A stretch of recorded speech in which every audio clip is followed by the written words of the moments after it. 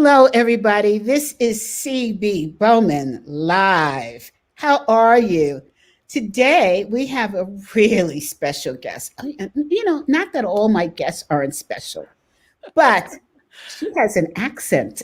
So we love it. You know how us Americans love those foreign accents, don't you?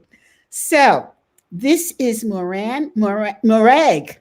And Morag is a colleague of mine in MG 100. And she is a hoot. And I'm going to say she's a kick ass hoot.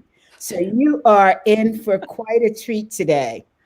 So, Morag, please introduce yourself. Tell us about you. Well, CB, I have to say accents, it's all a matter of perspective, because from where I come from, you're the one with the accent. But I will happily embrace my Texas, well, just east of Texas accent for the rest of this hour just for you. Great. So who am I? Well, my name's Morag Barrett. I'm the CEO and founder of an international leadership development firm called SkyeTeam. We're based in Colorado. And I had the pleasure of getting to know CB through our relationship in the 100 coaches and our connection through Marshall Goldsmith. And when I am not working with leaders around the world, at last count more than 10,000, 20 countries, 6 continents, I am the mother to 3 6-foot-tall boys and also a classical musician and, well, in the olden days, a ballroom dancer. But when you can't get up close within 6 feet of your dance partner, that's a little curbing on the dance steps, but we'll get there. Yeah. And you live in Colorado, as I do? Yes, I do. So we might as well be the other side of the planet, though, CB, for the ability to get together. But we will be having cocktails later this year. I feel good about that. Absolutely. Hey, I see. I'm going to switch it so everybody can see. Hold on. Morag is teaching me new technology here. So let's go with it. All right. Morag, I see 2 books on your screen in the back. Tell us. So Cultivate is my first book, and it's all about the importance of nurturing our professional relationships at work. I had 15 years in commercial finance where I was told it's not personal, it's business. Well, that is BS, because all business is personal. And if we're not investing in those relationships at work, our career reputation, our leadership impact is reduced. And then the second book I co-authored with Dr. Linda Sharkey, another member of the 100 Coaches, and the Future-Proof Workplace. We talk about the 6 things that are impacting the how, what, and where of work. And of course, 2020 is the ultimate crucible that has accelerated that experiment around working from home and distributed teams and the gig economy. So those are the 2 books, with a third in the works that will hit the shelves later this year. My God, can you give us a sneak preview? What's the new one about? Oh my goodness, I am so excited. So co-authoring with my team, and our working title is Best Friends at Work, how an ally mindset will transform your career, life, and organization. So it's the sequel to Cultivate, and we're talking more about how do we show up and be the best that we can, focused on mutual success versus hoarding and the me first, which is endemic in many organizations. I love it. And I wish it had come out when I was in the corporate space, especially because I worked for General Foods. And, when you work for Fortune 500, actually, I think at one time they were Fortune 50 companies. Oh my God, the sabotage, the lack of mutual respect. And I'm sorry if I'm telling stories outside of school, but we know this. We know this to be fact. And I've always hoped that this disruptive generation can break that cycle. So I'm so glad you've written about it. I mean, I think that people of my generation, of even Gen Z or Gen X, I'm getting all the gens confused, still need this kind of information, because there's still a lot of disparate relationships. Let's put it that way. in the workplace? Think about it. I mean, I go back to my first career in finance, and it was very much a separation of home and life. And that whole phrase work-life balance drives me nuts, because we get one life of which work is a part of it. So Yes. it's more about integrating it. But I realized early on, you can have the best, I'm going to make mugs with flags on, it's fabulous. We're all going to be wealthy. But what I realized as I was looking at the cash flow forecasts and all of those predictions, the companies that were successful were the ones that didn't just invest in the what. They also paid care and attention to the how of business, which is the who am I as an individual, as a human being? What is happening in my home life that might be impacting my ability to be at my best today? How do we collaborate and work across time and distance? But think about it, CB, even now, in most school curriculums, certainly in the West, it is all about me. Me versus the exam board, me versus can I graduate in the top 5% of my class. There is very little, it's starting to get into the curriculums, on the we and the interpersonal dynamics. And that's the difference. Work is a team sport. And is it any wonder that we get the politics, silos and turf wars when we aren't used to essentially playing on the same team? So what is a company that is, and I know I was supposed to ask you about challenges of the of leadership and C-suite. But now that you've brought this up, I really want to know, how does a company that has a culture of disparate relationships, backstabbing, dare I say, in order to claw your way to the top, how do they begin the change to collaboration and we? Dr. Brene Brown, courage and vulnerability. So I've had the opportunity to work in gold mining. I've had the opportunity to work in healthcare, oil and gas. I mean, very disparate organizational cultures, but a recognition that if we don't invest in relationships, they will fester. That internal fighting ultimately slows down a company and undermines decision-making quality. And the three challenges that I see my C-suite clients struggling with right now are only exacerbated by the fact that we're working in a two-dimensional 3x5 box as we work remotely. Because the cracks and fissures in our relationships that existed when we were in the same building, we could navigate around them through the informal water cooler conversations by stopping by your office and saying, hey, CB, is that what you intended in that meeting? Or here's what I've got planned.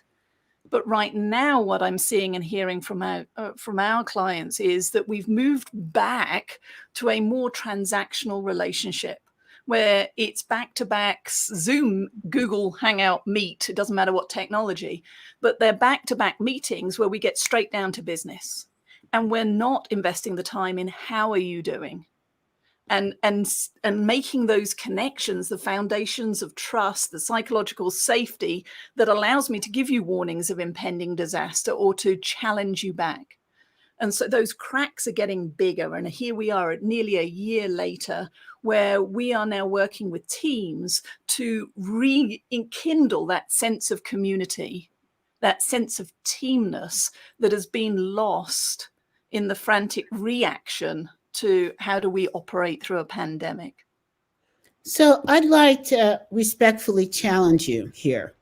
So it seems to me, now I'm an introvert, I'm a high introvert.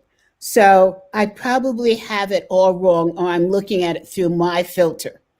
But it seems to me that working on a Zoom-like platform allows you greater intimacy with your colleagues, because you get a chance to see, if they don't have a green screen up, what their room looks like, what their living conditions are. You get to see the children running in and out, the pets running in and out, exercise equipment.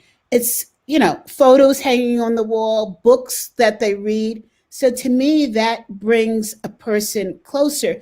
But then I'm not one to go up to somebody and say, hi, how you doing? So I agree. There are pluses and minuses, but it's the illusion of intimacy, because I didn't actually invite you into my house, but now I have to. And we have many clients where it's a challenge even to get people to turn the cameras on. And it's amazing. As soon as I put that off and we start losing, and all you've got is the voice, how Yes. quickly, again, we can start to write stories about how connected we are and whether you have my back. And I agree. I now have seen your kids. I've seen the cat or the dog. I've only heard about them before. So in that way, it does bring us closer, but only when we're actually pausing long enough in the transaction of business to say, hey, CB, tell me about the books on your shelves, or what is that cuddly toy that, or it looks like a cuddly toy on the top shelf. When we're curious and actually have that conversation, then it brings us together. But if all we're doing is saying, Morag, where are you with this project? When will it be done? Get to the deliverable. Then that is when it becomes impersonal and starts to feel like not only am I trapped in these four walls, but I don't have a sense of community. So a solution might be for where we are now is to take time in a meeting to explore the relationship that you have. Yes, and it can be fun. It can be icebreakers. It could be something as simple as this, CB. Grab something on your desk that just represents you. All right, so you've got your phone. I'm going for this. I got a little unicorn. It says, don't let anyone, what does it say? It says, I haven't got my reading glasses on. Don't let anyone ever dull your sparkle. Oh so my we've gosh. done this with engineers, and it's amazing what people have on their desk and what they choose to show. And if you've got 20 people, maybe you only get to see the screenshot of what people have held up, or you call on a few folks that say, CB, what made you grab your phone? Or Morag, tell us about the story about the unicorn. And if I go the other way, look, you can see there's one there. We have a unicorn thing that's got out of control here at SkyeTeam. Our clients love it. You know, it grows. But that's how you start to make the human connection. I see. Because here's the thing. In Cultivate, I talk about 4 questions that we ask ourselves when we're working with anybody, and we're asking these questions consciously or subconsciously. Number 1 is, can I count on you? Can I count on you to get your stuff done back to me on time so I can just get through my to-do list? It's reactive. Question 2 is, can I depend on you to go the extra mile, to give the warnings of impending disaster, to correct the typo in my PowerPoint, to coach me before I go into that important client meeting? And those are the transactional pieces. And questions 3 and 4 are, do I care about you? And not in a group hug, trustful way, but do I care about your success as much as I do my own? Am I willing to lend you my rock star employee because it's the right thing for their career or the project, versus hoarding talent? And then question number 4 is, do I trust you? Now, a year ago, CB, when you and I were working in the office, that might be easy 4 yeses. But here we are a year later, and I have clients who will admit, can you count on me? No, because I still don't have access to all of the systems that I need in order to do my job. Can you depend on me to go the extra mile? Well, no, because I've got 3 school-age children that need to be logged into Zoom at the start of the day, and I've got a relative in another state who, or in my case, in another country who's unwell, but I can't travel, so I'm worried about them. Do I care about you? Well, the only time you call me is when you need something. The last time you asked me, how am I doing? I don't remember. And therefore, do I trust you? Is at jeopardy. So at best, we become 4 maybes, and at worst, 4 no's. And what does that do for culture and engagement and productivity when we're all working remotely? And so the human side, it's critical, and it's even more critical today. So hold on one second. We have a question that came in, or a statement. And I'm not sure how you pronounce her name, so I'm going to spell it Nayantra. And she says, great discussion. Yes, to echo CB, there often seems to be systemic issues, i.e. incentives to being me first. In the college, for example, top 5% in a class, arguably more attractive education options, and by extension, career options in the workplace. Do you feel like leadership is understanding the real cost of being purely competitive versus collaborative? do you feel like leadership themselves, I think she means leaders themselves, have incentives to change? Oh, that is a powerful Great. questions. Powerful questions. And some of that touches on what I wrote, I've got to get the right way around, in future-proof workplace, in terms of the pace of change has accelerated. So do they themselves have incentives to change? Hell, those who are not willing and ready to change and be more collaborative are not going to be agile enough to be able to respond and innovate in the moment. I mean, think about the mass transformation and the pivot that we all had to make in March of last year. In some ways, it was impressive as to how quickly we managed to do that. Now, as it turns into a longer term game, the question is, are we able to maintain and grow in this new reality of how and where does work happen? And so I hear the conversations are happening. I've seen it. I've seen teams and organizations choose to do differently. And that has affected change for them and kept them ahead of the curve. So I think this is the thin end of the wedge. Watch. And if you're willing and ready to jump into the deep end, Cultivate and the sequel, Best Friends at Work, they are going to be two seminal works that will help us to all nurture the powerful relationships that we need to ensure not just my success, but more importantly, our success. So the question is, it seems as though the 5 pandemics that we're experiencing right now are causing people to have more of a we mindset. Is that a correct statement? I don't know that we're there yet, because otherwise we wouldn't have had shortages of toilet roll. Ah, okay. Now there's the ultimate me first focus, isn't it? Yeah. We wouldn't be doing the debate about whether or not we should be wearing masks when it is the right thing for we, i.e. by wearing a mask, whether I believe it or not, the research is showing that I am protecting you. But if I am choosing not to wear a mask, and it's become a hot topic for so many people. So in many ways, what we're experiencing now has brought silver linings. Like, I would not have learnt how to have a film studio at home and do virtual programs to great feedback had it not been for the pandemic. I have clients who are were the only remote member of an executive team who invariably would dial in, and then it would be, oh, CB, do you want to add anything? Well, now everybody's dialing in, so it's leveled the playing field. So there are some good things that have come out of this experience in how we work. We now know that hanging a jacket on the back of the chair and turning up to an office 9 to 5 or 8 till 6 isn't what it takes to be successful. What it takes to be successful in this environment, it's back to managing by objectives, being very clear about what we need to do and by when, but then having the high trust to let me do it in and around the homeschooling and everything else that I'm trying to do. Don't micromanage that I have to be at this desk now, 8 till 6. If I choose to work until 10 at night because that's the right thing for my family, but I'm meeting my deadlines, then yay, go us. And so it's accelerating the conversations and the questions that are happening with leadership teams and with teams at all levels in organizations across our clients. So it's accelerated, but we haven't gotten there yet. So my question is going to sound a little sassy. Go for it. I love it. Bring it on, CB. Bring it on. If 5 damn pandemics can't get us there 100%, what is it going to take to get us there 100%? Well, the advice I give when I talk to people about having an ally or a best friend at work, and people say, well, how do I know if CB's my ally? And my answer is, well, it really doesn't matter right now. Am I yours? Because if I'm a yes, then you have to be an ally in order to gain an ally. And so when we're solving for these large, complex challenges, don't worry about what's happening out there.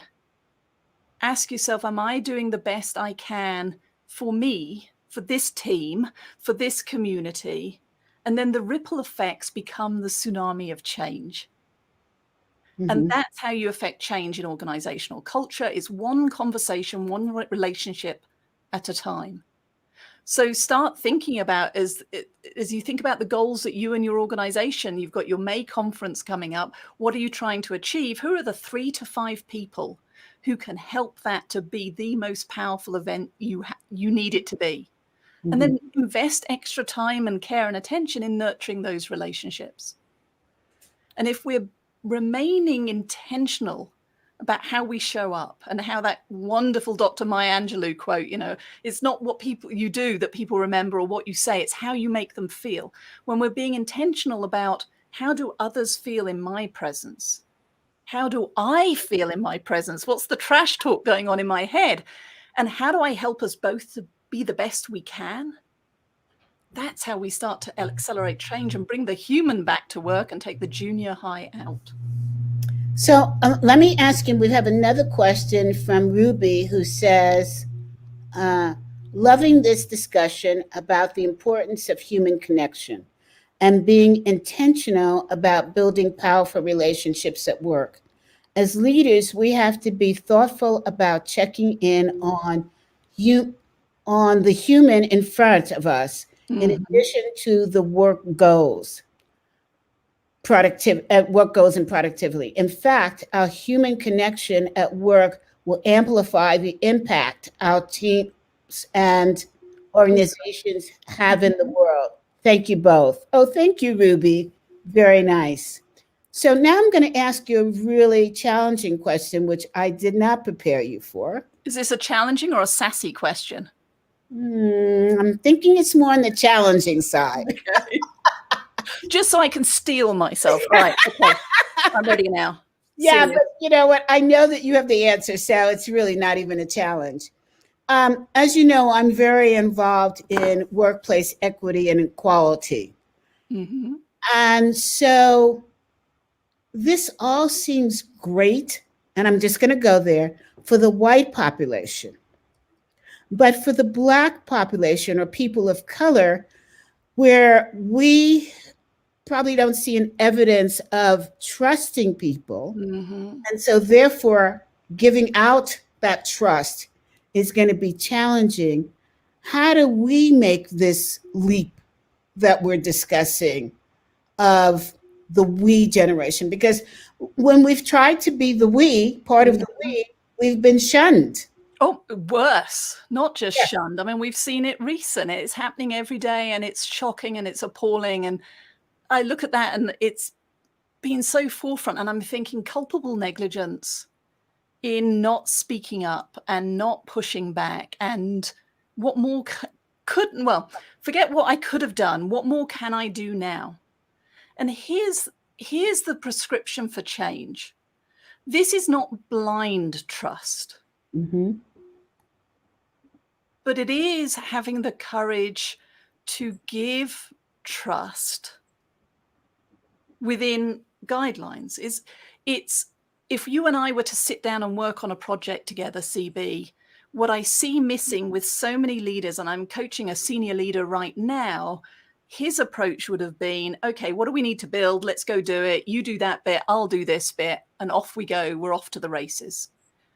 And what we didn't do is sit down and say, and here's the background, the 15 years in commercial finance that you don't see. I'm being typecast right now as an author and a leadership development, a people person. Well, I also understand numbers. I understand what it takes to run a successful organization. What we're also missing is, hey, CB, you just need to understand that when I say, let's go to a meeting on time, that actually means 15 minutes before we're sitting in reception waiting at 10 minutes before to then announce ourselves so that the message gets up to our host. But when we don't make the rules of engagement explicit, that's when I'm sitting there going at 10 to, and you're just rolling through the door going, oh, she's late. And then you're wondering why I'm a little bit feisty with you and getting a little bit stressed. And without having that conversation, the relationship can be damaged. And you may be hesitating the next time you show up to work with me. And I'm being more forceful because I have to implicitly get you to realize that you were late and you've let me down, all for the sake of the conversation. So it brings me back to the 4 yeses. And wherever you are on the gender and diversity spectrum, we need to be able to articulate our expectations and needs of each other, and to listen to those with curiosity and openness, and then choose together how and where are we going to meet in order to move forward together. Otherwise, we're only ever walking parallel. We're not walking hand in hand or in lockstep. So I hear your philosophy and your theories, and they are spectacular. I think your next book, or your book with these books, is to share with us what are the actual steps that we need to take to get there. Mm-hmm. Because so many great concepts, theories, purpose, methods come out that can really improve us. But as I'm seeing in the D&I space, the question is, I don't know where to start. Mm-hmm. And I don't know where to start where I won't look like I don't know what I'm doing, or I'll look like an idiot, or I'll offend somebody. Mm-hmm. So if I go up to somebody and say, let's establish a relationship of we, I could very much offend somebody by saying, well, didn't we have it already? Yeah, exactly. Exactly. Don't we have one already? Exactly. And that is what keeps us stuck in so many ways. Yes. Yes. But it could be as simple as, hey, I was listening to this LinkedIn Live and there was this Morag woman and CB, I don't know exactly, but they were talking about the health of professional relationships. And it got me thinking about you. And I was thinking about our last few meetings where it feels like we've been butting heads. How was it for you? That could be enough to open the door versus, hey, you've been mean to me, you've been my adversary, be nice or else. Because you're right, there are different ways of coming at it, but this is why it has to be personal. But if you're going home at the end of the day, CB, going, oh, you won't believe what Morag said today, or you won't believe what so-and-so did, that's the sign that you need to be having a different conversation back at work with that individual. Because the dog, the cat, the significant other, they can't help you. They can listen, they can empathize. Hopefully they can give you the kick in the pants and the courage, the shot of courage to go and have that conversation at work. But that's where we start to affect change. When somebody says something that's a little off color, what I need to learn to do and is to say something, even if it wasn't directed to me, even when my little voice goes, oh, but it was just, it was just a joke. Yes. And it stifled somebody else. So no, I'm going to speak up in future and say, hey, can you explain that? Or no, that's not appropriate. Or take the person aside. We each in the moment can make a choice. It's how do we show up and how do others feel in our presence and how do I feel? And if I'm feeling awkward, if I'm feeling less than, then I need to own that and share it because you may not know. Maybe it's a cultural thing that the way you say it in America is different to how we say it in England. But for that understanding, we would not know to modify. I'll give you a simple example. I remember saying to one of my colleagues way back when I first moved to the States, one of my colleagues needed some feedback. And I remember saying, hey, leave it with me, CB. I'll go and have a word with Eric. I'll go and have a word with Eric. And I remember the reply being like, well, don't be too hard on him. Don't be too hard on him. And I was like, what? Well, in America, if you go and have words, plural, with somebody, it means you're about to go and tell them off. Yes. In England, if I go and have a word with you, I mean, it could be, but it's all in the tone. I'm just going to whisper in his ear, It's a soft feedback thing. Yeah. Yeah. And that's the advantage. That's an example of a small step to we, helping me to thrive in a new culture where it can feel similar, because I've been watching American TV since I was little, so I know all there is to know, don't I? Except I don't. And until you're living and breathing it, until you and I are working together, we can have an idea of what it's going to be like. But until we do, we don't know. And if I'm getting niggles, if I'm feeling stepped on, because in my enthusiasm, I interrupt you, you need to be able to say to me, Morag, no, let me finish. And for me to hear that, not in a put down, but to recognize that my enthusiasm and interruption is actually stifling the results that we could achieve. Now, is this a cultural thing that we're talking about, or is it building relationships wherever you are in the world. So it's being deliberate and thoughtful wherever you are in the world, but recognizing that you can't build an ally relationship with X billion of people. There's not enough coffee or time for us to do that, which is why it's being thoughtful around what am I trying to achieve personally and professionally? What is the business asking me to achieve personally and professionally? And then who are those critical stakeholders beyond the usual suspects of my boss and my direct reports, but thinking horizontally across the organization, across the industry, where may I need to invest time, reach out to get different perspectives and additional resources? So I love how you're saying this, because really what I'm hearing is you don't have to give up that ego part of you. But what you can do is figure out a way so that it works for everyone. Yes. So I was coaching a leader only last week, and I used the following phrase: his misunderstood genius, the ego, is somebody else's brilliant, at best, brilliant jerk. At worst, you're just a jerk. And it's the intent versus impact disconnect.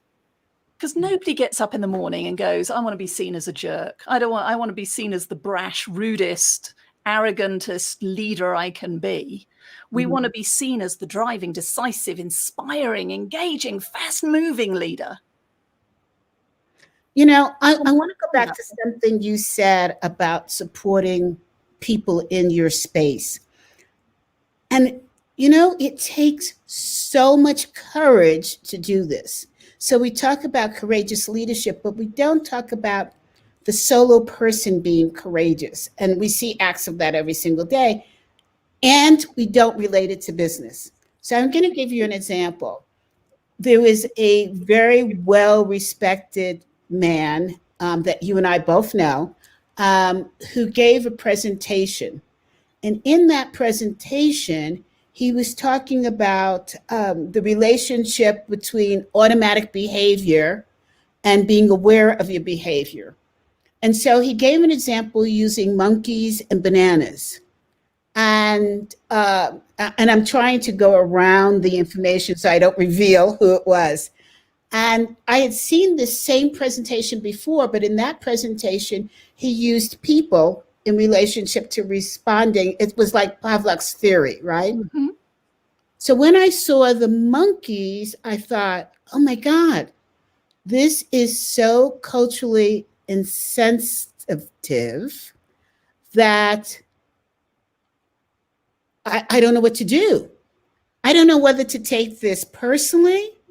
I don't know whether to internalize it, or an option would be to reach out to the person and let them know the visceral reaction that I had and that I think people of my race would have. And so I thought about it for a long time, because I thought, who gives me the right to contact this person who is like a demigod in his field? And I thought, I like this person so much that I really need to take that leap of faith. Okay. Because the person was from a different country and does not probably understand all the norms of our country, and particularly within the specific culture that I'm in. And so I took the leap of faith, and I wrote him a note, and I said to him, which is another key, start with a compliment. I said, the presentation was spectacular, and it was. I got so much out of it. I said, there's just one thing that you probably would not be aware of, because you are from a foreign country. But in the United States, using monkeys in the way that you've used them is a culturally offensive deed. He was so thankful and so gracious that it made me feel good that I took the risk. Mm-hmm. And I think that's what you're talking about, is also having the ability and the wherewithal to take the risk on somebody. And if it didn't work out, I would say, well, c'est la vie. Yeah, and I think that's the other nuance. It's the kudos to you, and I celebrate you for having the courage to do that and the vulnerability, because we're always worried about how people are going to respond.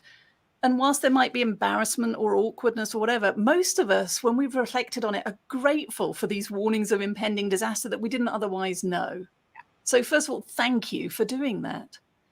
But the second part of being an ally is being willing to speak that truth and hold that judgment lightly, because again, depending on where we are, maybe that is an acceptable analogy or metaphor to have used, but not necessarily to expect change. Because if it is acceptable in my natural day-to-day environment, I continue using that metaphor. The egg will be on their face, though, if they continue to use it here in the US, having now been told that does not land, it is inappropriate, it is offensive. But we can't control how others react. All we can control is, did I show up as the best I am? Did I show up and give feedback that might have been awkward, but will prevent others from feeling this way in that person's presence? And do it with generosity. Then that's all you can ask for. Now the gift is theirs to do with as they wish, whether it's to exchange it like an ugly sweater or to put it on the shelf or to wear it with pride and to learn and change their game. Now, I think that's important what you said. And I will tell you the end of the story is that he immediately changed it. So kudos to him. And I think that one of the things that you said, well, of the many things that you said that are important, is that ability to say if the person doesn't make the change necessary, to not take it personally, to say that you've given a gift of knowledge and now it's up to that person to embrace it, to hug it, to use it in a way that supports their goals. And then the advanced class, though, CB, is at that point, it really depends on the relationship and how closely integrated is our mutual success. Because if it's, I went to a conference, I heard a keynote speaker, something that they said didn't land well for me or those around me, I gave them the feedback. I may never meet them again, one and done. Whether they choose to do it doesn't matter. But if it's somebody that we are going to be working together for the next few months, next few years, that I'm going to keep crossing paths. Maybe you're on my team, in which case it isn't a one and done. It's a, hey, CB, we've spoken about this before. There's a pattern now. And depending on those reporting lines and integration of the relationship may impact the consequences and accountability. Because again, in any ally relationship, the action and accountability is two-way. Am I showing up and role modeling the behaviors I expect of you, but am I also holding you accountable for what we agreed and how we were going to work together? But isn't the natural reaction then, well, you've given them the information, they have chose to ignore it, I need to think of another workaround? Or that's it's I'll get a different keynote speaker, or it isn't the right place for you on this team. Because this isn't rocket science. The human respect that we need to show, the connection and compassion, I believe just becomes even more important today as it was yesterday, but perhaps overlooked by many, becomes even more important today and into the future. And so being able to work respectfully together in spite of our differences, working together respectfully, even if we're never going to be best friends outside of work. I'm not going to take you home to meet my mother. But we have to be able to work. And that means on the good days when things are easy. But it also means especially on the tough days when invariably I've seen leaders, the rule book gets thrown out of the window, all sorts of toxic behaviors ensue, or excuses around why I didn't communicate and give you a heads up. And that just ends up with a degradation of norms, damaged relationships, that when the sun comes up the next day, people are hesitating to give you warnings of impending disaster. You're getting nodding heads of, yay, great idea, CB. But in my head, I'm going, that's the stupidest thing I've ever heard. Then we get the passive aggressive behavior and we're back to politics, silos and turf wars. I want to talk to you about how to correct a mistake like we're talking about. So keep that in your mind, because we just had a note from our colleague, Jordan Goldrich, who just became part of MG100. Oh, hi, Jordan. Yes, and is a member of my association, the Association for Corporate Executive Coaches, and a dear friend. And he says, I love you don't have to give up that ego part of you. As I think you both said, you have to be aware of it and balance it with we. If you believe it is possible, please say something about situations where successful leaders made the choice to focus on self needs, and that was the right slash most effective thing to do. So Mm. basically, he's saying in situations where their focus is on me, has that ever been successful where they've had to do that? Well, how about from your experience as you think about your work in the association with executive coaches, with the leaders you've worked with? Have you seen that? Is the difference between selfless and selfish? Um, I have not seen it to be successful. And hold on one second because I forgot to plug in my computer, so I see my battery is No, running low. no. Not Okay, we're you. now plugged in. Um, I have not seen it work successfully, but one of our mantras for getting into ACEC is that whole field of humility. If Mm-hmm. that's not seen during the vetting process to get into ACEC, you're asked to abort your Leave. application. Mm-hmm. And I set those rules as being the CEO because in our field, we have so much success. And part of ACEC is shared learning at the top of the ladder.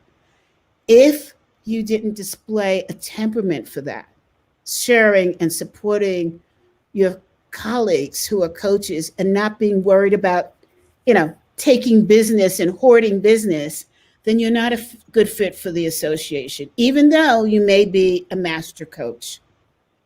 So I haven't seen it within ACEC. I have seen it in the corporate space because that's where I come out of. And it's not been successful, Jordan. I'd love to know from you where you have seen it, if you've seen it successfully. And he may be thinking about his book about aggressive leaders. I don't know. So, like many of these things, an aggressive leader, it's an overplayed strength of a self-confident leader. Being bold can get misinterpreted as arrogant. If I think about the Hogan leadership derailers and those 11 behaviors. And so for me, ego is important in that it is a strong sense of self. It is how, for example, I think about SkyeTeam. We're not hell-bent on world domination. There's 3 of us in the team where 4 of our 8 corporate values is to have fun and to make it fun for our clients to collaborate with us.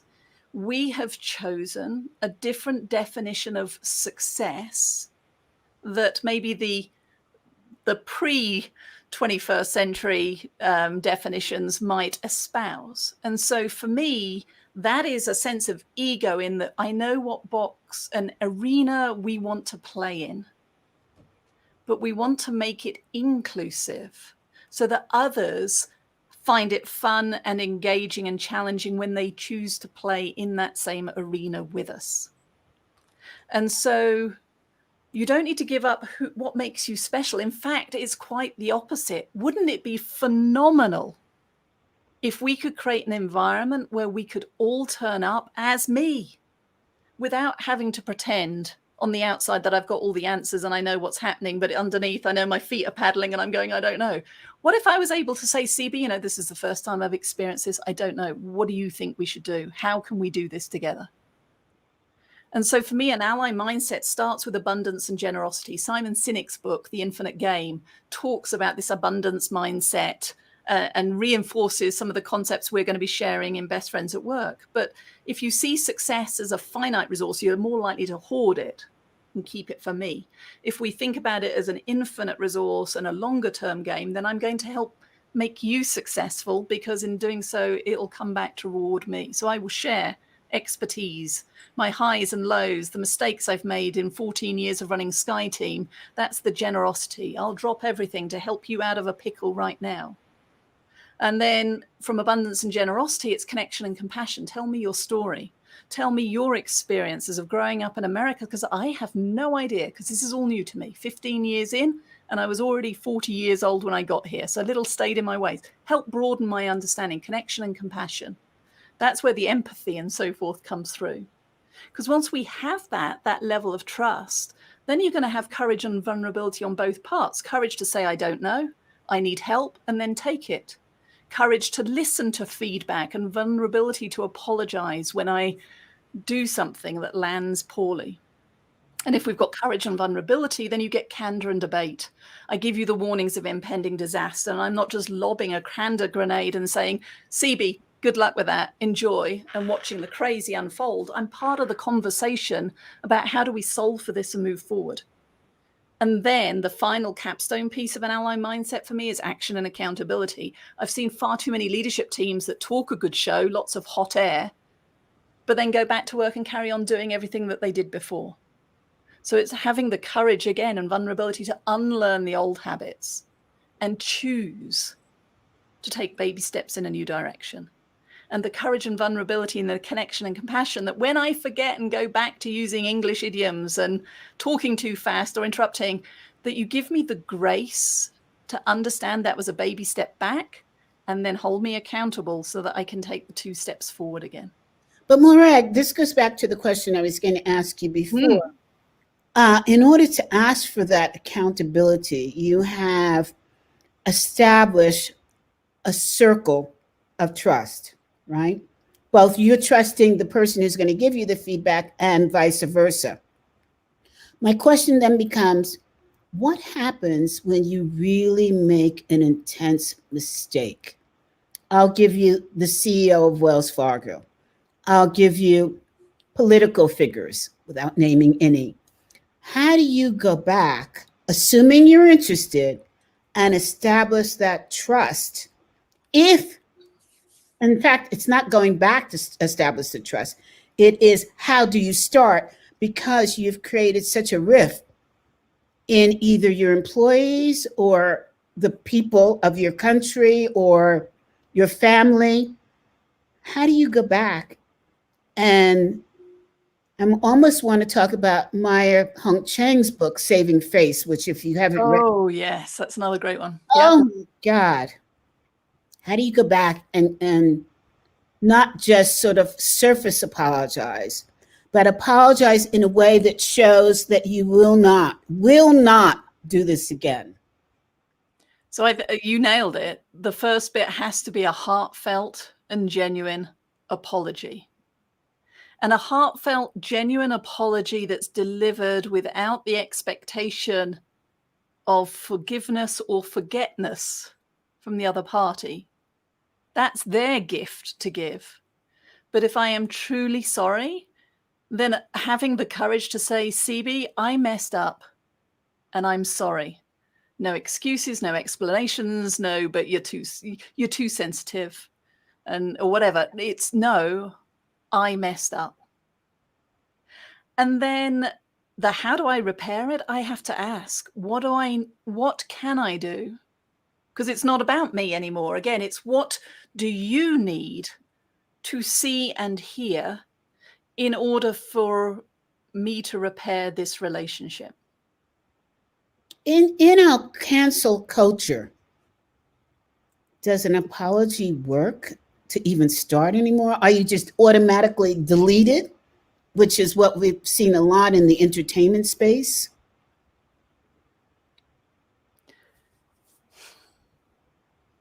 Sometimes. And it's unfortunate. I mean, there are things that I don't care how apologetic you are. It was just so egregious that there is no coming back, in which case we walk away from that relationship. I talk about it in Cultivate again. When I've done everything I can, I now have a choice. I either stay and work with you in spite of our differences, but I stop poking the bear and trying to inflame the situation. I just have to reframe my narrative and reduce the risk of either of us undermining each other. Or I choose to leave and I go and find a new relationship, whether that's a new team or a new company. So that's the ego again, the self-preservation. And I just posted a short article on LinkedIn about toxic bosses, and the research all shows that when relationships are damaged that much, we invariably will leave. But I'm about to post one today, and it links into Jordan's comment here. There are times when the other person's not a fit. Well, it actually is more that there are times when I'm not a good fit. And often I stay too long in a relationship that I know is not working, or we hire somebody and we know it's not a good fit and we keep them for all sorts of reasons. But wouldn't it be better again that if we didn't have to wear a mask, we could say, a bit like the Zappos, they paid people $2,000 if through the probation period it was apparent it wasn't going to be a good fit. That allowed people to leave with their head held high. Yes. Versus the olden way is getting fired or resigning. You've just told all your friends and family, I've got this great new job, I'm so excited. And now you have to go and tell them that it's not a good fit. So we don't. We do the British thing, stiff upper lip, work on through it. But then nobody's thriving. So coming back to your question, the apology, the heartfelt apology, if you mean it, say it. And then both of you get to choose how you move forward from there. But if you don't mean it, don't say it. And also, we don't just gloss over those egregious things. There has to be action and accountability. Otherwise, we're setting a tone that allows for exceptions to the rule for certain people, certain leadership levels. I've seen it in corporate. We're seeing it play out now. We have to draw a line. So I want to ask you now about self-forgiveness. And Jordan wrote in a note and said, it may go back to Morag's comment that there are times the other person is not a fit. Yeah. Mm-hmm. Forgiveness, self-forgiveness. I think we've all been I'll speak for myself, been in relationships where you've created such a mess. And you go in and you apologize, and the other person says, I forgive you, and shows that behavior of forgiveness. But inside yourself, you're like, why did I do that? And still lying awake at 1 a.m. Mm-hmm. Yeah, I mean, how do you personally let it go so that you can move on to increase the betterness of a relationship, especially when the other person has forgiven you? So it is tough. And I've lain there at 1 o'clock. I still ruminate about things that happened years ago. And it may have moved on for the other person. I hope so. And I talk about it in Cultivate. I talk about the trash talk roller coaster and how quickly we go from, wow, this is fabulous, to this is a little bit more dicey, to, wow, this is difficult, or it sucks, to I suck. And we mess and merge, we conflate. That's the new word that I've learned. We conflate the sense of me with the it that happened. Mm-hmm. So for me, it isn't necessarily that I always have complete self-forgiveness. But what I'm learning to do is turn the volume down on the you're not worthy, you suck, look, she still remembers when you were, you did whatever. I've turned it down to a 2. But what that does do, it means that in those moments where I can hear it buzzing in the back, I'm at least now paying attention to don't repeat that behavior. Don't repeat that incident that would turn it back up to a 6 and a 7. And over time, the volume goes and it becomes less debilitating. But yeah, if I could find the pill to take that allows for instant forgiveness and co-forgiveness and self-forgiveness, we'd both be able to retire, CB. Oh dear, would you please work on that? Yes, next year, 2022. That will be top of my to-do list. Okay. Yeah, I think that what we're saying here is the forgiveness takes 2 parts. It's the person or persons you've offended, and it also takes place within self. Yep. Yeah. So, I didn't get a chance. We only have like 3 minutes left, and I really didn't get a chance to talk to you about the other challenges that people in the C-suite face. So, Well, I This think is you've actually tells me. covered them all, CB. I'm sorry? You were such a skillful interviewer. You just didn't realize because, and I'll even bring up my homework. I'd written them down. Maintaining that sense of team when we're now working from home or in a hybrid situation. We've talked about that through all of the Yes. relationships. Building resilience and leadership capabilities for the long game. Well, we talked about that in the self-forgiveness. Yes. And breaking down the politics, silos, and turf wars. Well, that has been everything woven between our conversations. So go you, go us. Oh, thank you. I'm off the hook. Yes, for sure. And thank you for summarizing it. But the problem is when you let me off the hook, I was going to say to you, and you have to come back. Oh, well, do that anyway. We can do that anyway. That would be fantastic. Oh, that I would love that. You are fantastic to speak to. And you're part of Colorado. So that makes it even stronger. So with that, and let's see if we have any more comments. No, we're good. I do want you to just mention your books again because they're so exciting, and mention the name of your firm and any other last minute points that you want to talk about. Yeah, well, the two books, you can see them there behind me. Cultivate the Power of Winning Relationships is all about the 4 relationship dynamics and how to convert adversaries into allies. And then the Future Proof Workplace talks about the 6 strategies that are impacting the how, where, and what of work.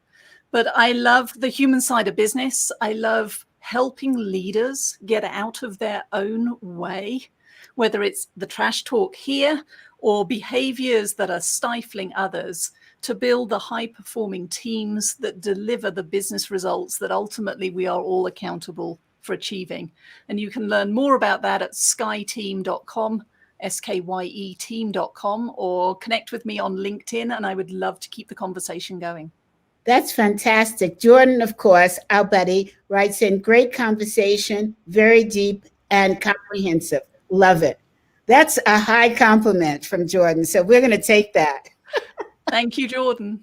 Oh, so I will see you around the water cooler at MG100, and I'm looking forward. Oh, we got another compliment that came in. Yeah. Thank you for sharing your insights. Love the discussion. Thank you. I will see you around the water cooler, and I'm looking forward to being on your show, and I'm looking forward to having you back on our show. Thank you, CB.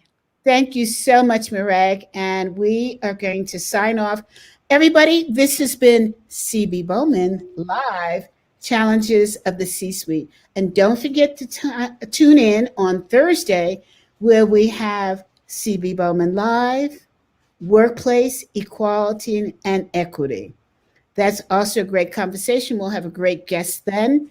And next week, same time, same station, we'll have another guest that you don't want to miss. Have a great, successful day, everybody. Bye now.